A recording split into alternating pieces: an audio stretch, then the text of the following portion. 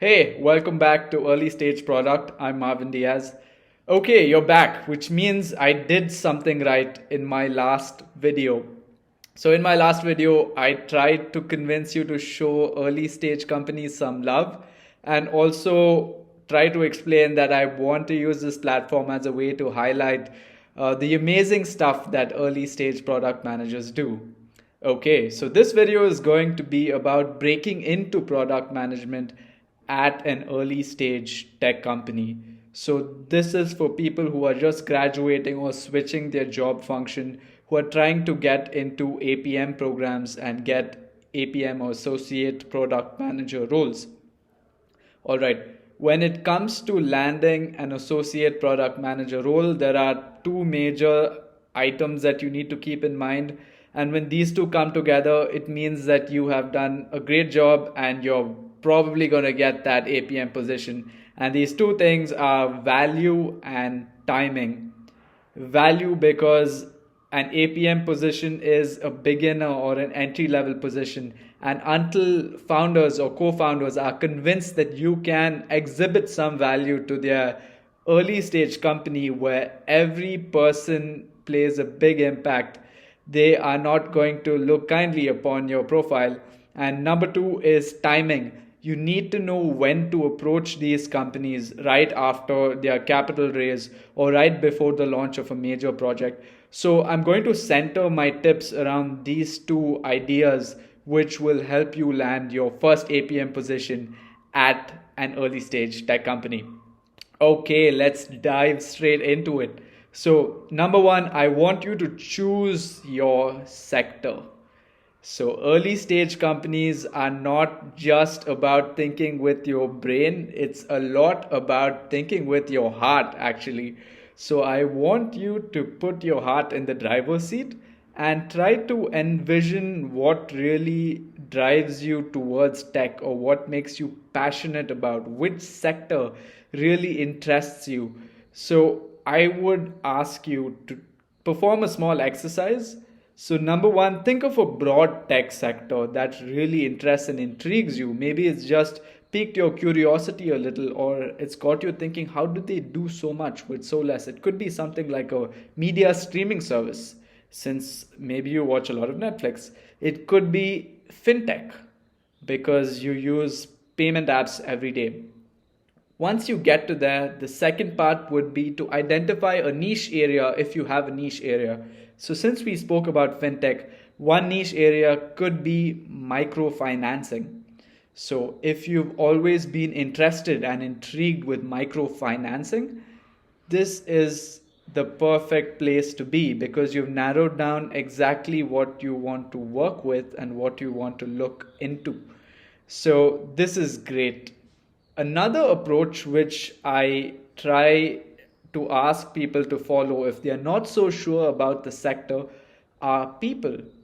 So, a lot of times, new people get into product management because they are following maybe someone's friend or their senior or just large tech personalities like Tim Cook or Kunal Shah or Ankur Wariku. So it's not a bad thing if you think that these people are really inspirational to you and you admire a certain skill of theirs. I would say follow in their footsteps, see what they did right. If you'd like to work in the same sector that they did, if that's something that interests you, absolutely go for it. There's nothing wrong with shadowing someone successful because clearly they've done something right. All right, so now we get to the last group of people who say, I have no idea what sector I want to work with, and I don't really admire someone so much that I want to take this big decision of switching my job function just based on their past. What do I do? I still want to work in product management. I say that the best thing to do at this point of time would be to choose something that's future proof.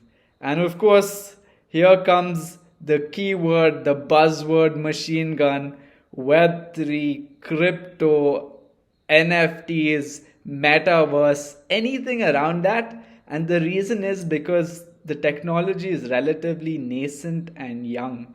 And this allows you the chance to future-proof your career. Essentially, you're building or you're working with technology that's going to become mainstream in maybe 4 or 5 years. So this means that you're building skills for the future and not for the present. So the uncertainty about the future would probably be your safest bet at this point of time. So that's the first major item that you need to get checked off. A little bit of introspection and look inwards towards what you really want to be working on. Number two, another startup vocabulary for your startup Pokédex, it's runway. So what does a runway mean? In startup talk, a runway is the time between a fundraise or a capital raise where you raise investment for your company to the time where that investment runs out. So it's the time frame within which a company needs to either raise more capital or become profit positive.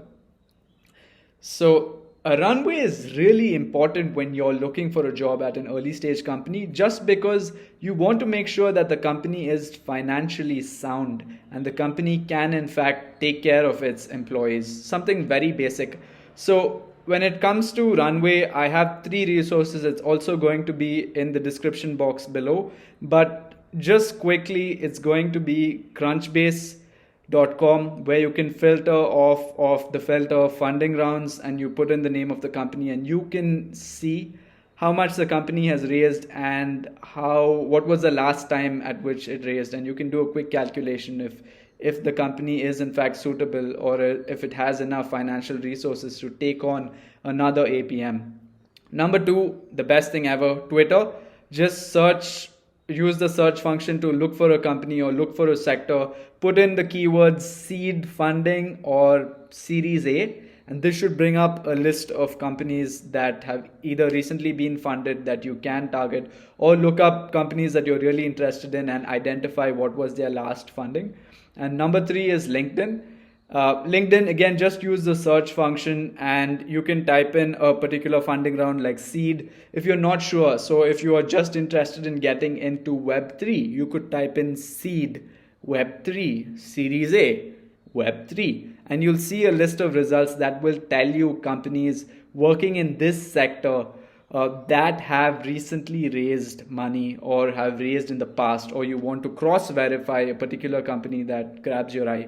So this is step number two, and this is how you can gauge if the company has the financial strength to want to hire another APM and if they would look kindly towards your application.